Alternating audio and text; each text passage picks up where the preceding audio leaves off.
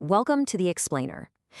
If you've been feeling like the first half of 2026 has just been this absolute unyielding blur of unprecedented high-velocity cyber developments, well, you're definitely not alone. It's been wild. Today, we're unpacking a really fascinating new midyear assessment from the Center for Cyber Diplomacy and International Security. We're going to look at exactly how the entire global cyber order has shifted, literally at breakneck speed. And more importantly, we're going to use this information to try to make sense of all the chaos. So think back to January 1st, 2026. The World Economic Forum put out a forecast identifying three defining forces for the year: AI acceleration, geopolitical fragmentation, and widening cyber inequity. And, it sounded pretty spot on at the time. But here we are just 6 short months later, and the world has shifted so incredibly fast that each of these forces has manifested in ways that January report couldn't even name, let alone fully describe. Okay, let's dive into this, because the sheer velocity of the regulatory and technological shifts happening in mere days is honestly pretty terrifying. This hasn't just been a busy period. We are talking about arguably the most consequential 6-month window in the history of AI and cybersecurity governance. The volume and the speed, just staggering. I mean, within just an 11-day window, a US president canceled and then signed an entirely new AI executive order. Within 15 days, access to a frontier AI model was suspended globally through export controls and then partially restored. The baseline assumptions we had about global cyber risk are literally becoming outdated in a matter of months. So here's our high-stakes intelligence briefing for today. We'll start with this unprecedented 6 months, then move into tech covering AI and quantum, followed by geopolitical and commercial threats, eroding rules in institutions, and finally, what to expect in the second half of the year. Section 2. Tech, AI, and quantum.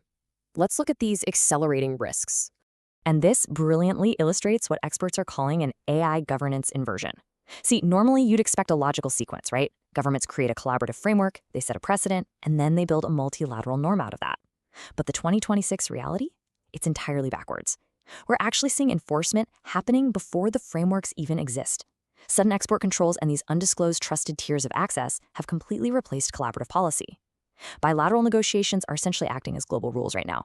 And it's this operational unpredictability that's actively shaping the frontier of AI deployment as we speak. Now, why does all this ad hoc reactive governance actually matter to you? Well, because the risk profile is absolutely massive. A staggering 87% of surveyed organizations are now identifying AI-related vulnerabilities as their fastest-growing cyber risk. 87%.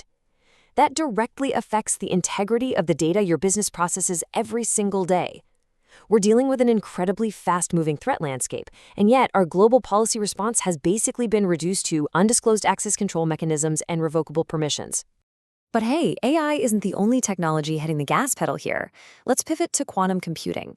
The June 22nd executive order set an aggressively compressed target, 2028, for a commercially relevant quantum computer. And to be clear, that is an offensive capability target. This isn't science fiction anymore, folks. This is a hard, binding timeline set by policy, and it is far more aggressive than most independent assessments previously thought was even possible. And let's look at how this creates a genuinely terrifying bottleneck. If offensive quantum capabilities arrive in 2028, federal agencies have until 2030 or 2031 to migrate to quantum-resistant standards. Yeah, you did that math right. Our defenses are scheduled to arrive a full 2 years after the threat. The margin between the offensive capability arriving and our defensive migrations being completed is completely upside down. And that's assuming everything perfectly stays on schedule. Meanwhile, state actors are aggressively harvesting encrypted data right now, basically just hoarding it, fully intending to decrypt it later once quantum officially arrives. Moving on to Section 3, geopolitical and commercial threats, and the resulting commercial vulnerability. Now, what's really interesting here is that the sheer scale of the geopolitical threat is just staggering. 64% of organizations state that geopolitics is the absolute top factor influencing their cyber risk today.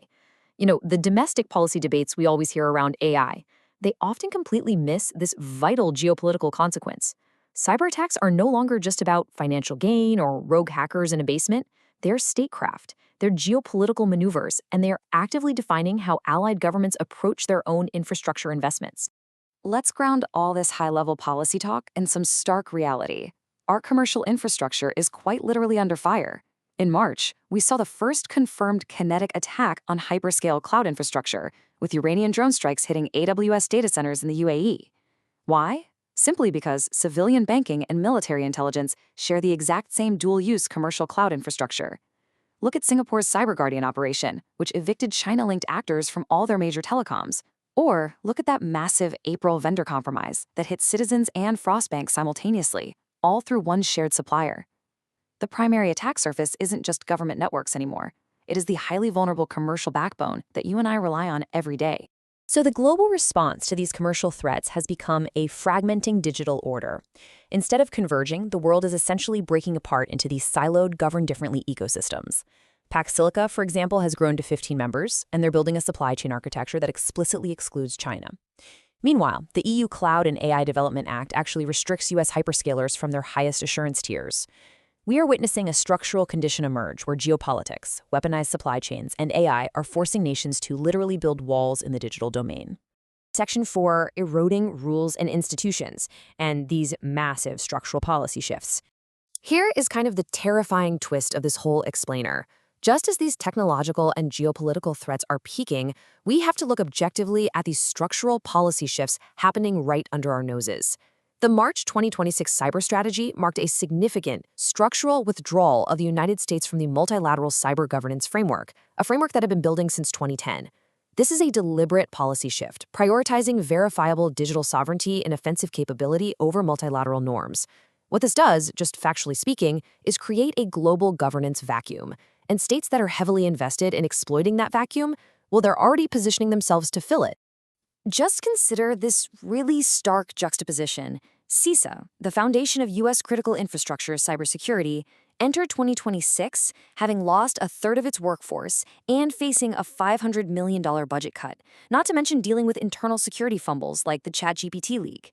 Meanwhile, on the flip side, they are expected to manage threats like the Russia-linked 40 Bleed campaign.